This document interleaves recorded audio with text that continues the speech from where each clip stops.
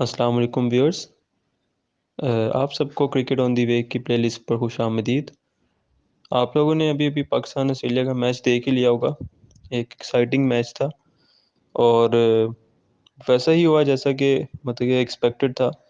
एक full flat track था। बेंगलोर की पिच वैसे होती भी ऐसी ही है और बहुत ही छोटी छोटी बाउंड्रीज होती हैं और फुल फ्लैट ट्रैक होता है।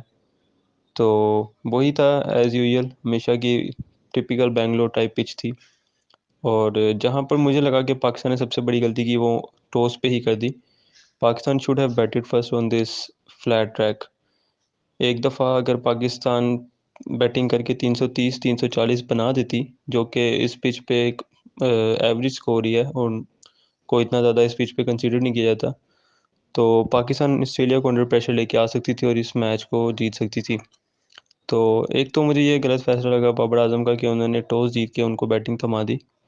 अगर हम लोग भी बैटिंग करते तो ये 330 340 से एक रेगुलर ही स्कोर है यहाँ पर, वो बन भी जाना था।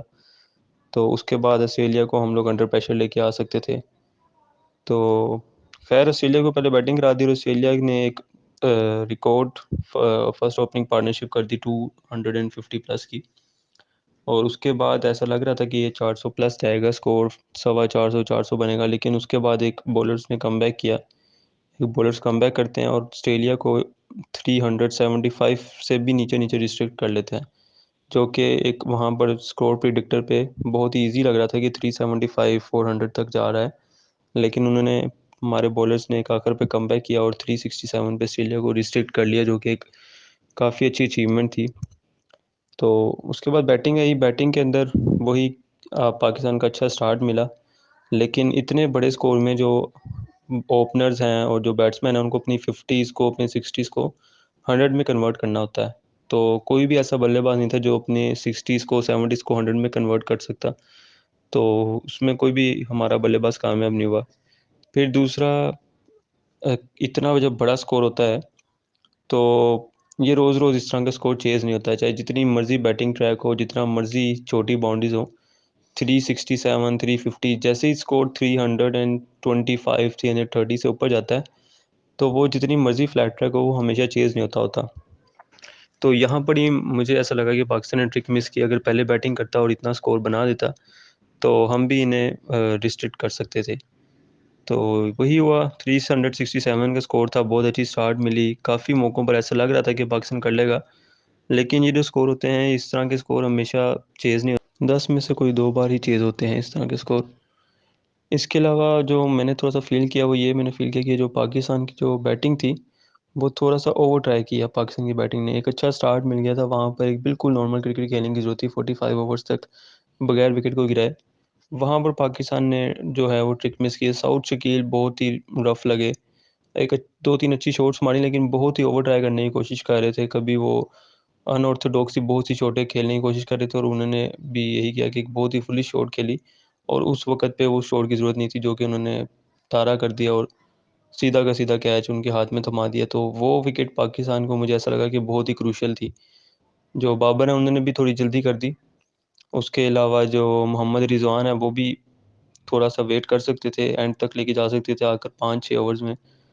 तो ये आखिरी 5-6 ओवर्स में कोई 65-70 भी होता और विकेट्स इन हैंड होती तो पाकिस्तान इस चीज़ को कर सकता था।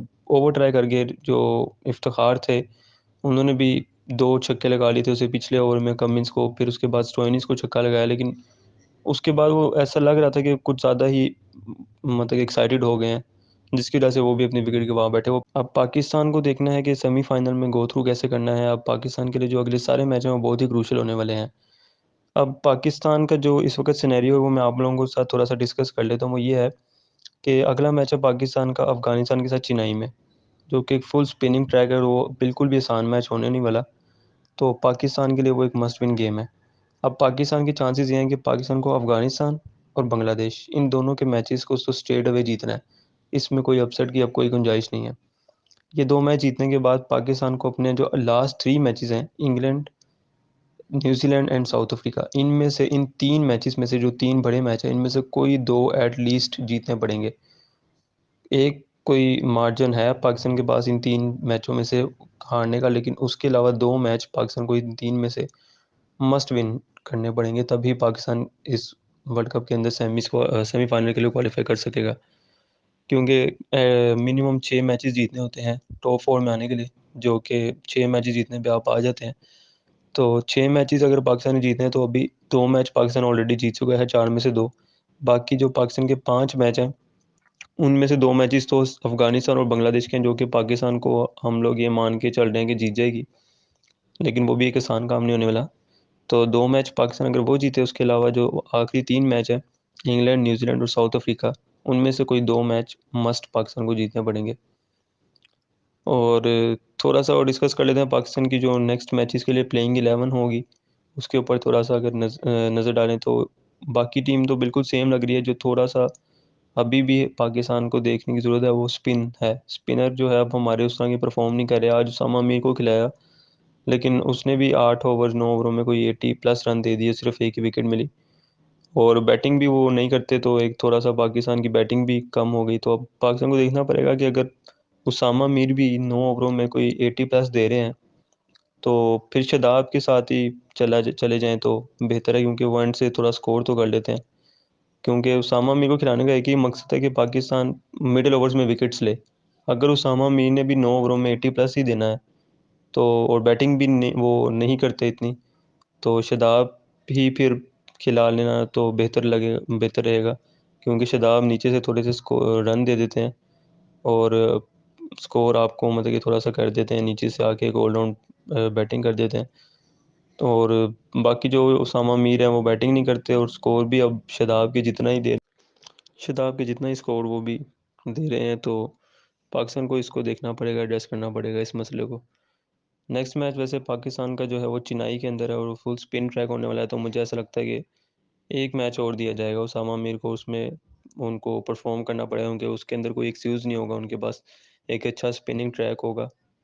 तो अगर उसमें उसामा मीर परफॉर्म करते हैं, तो हो सकता है कि फिर वो नेक्स्ट मैचेस के लिए उन्हें ही प्रेफर किया जाए, नहीं तो मुझे लगता है कि शादाब की वापसी हो जाएगी। तो यही है आज के लिए।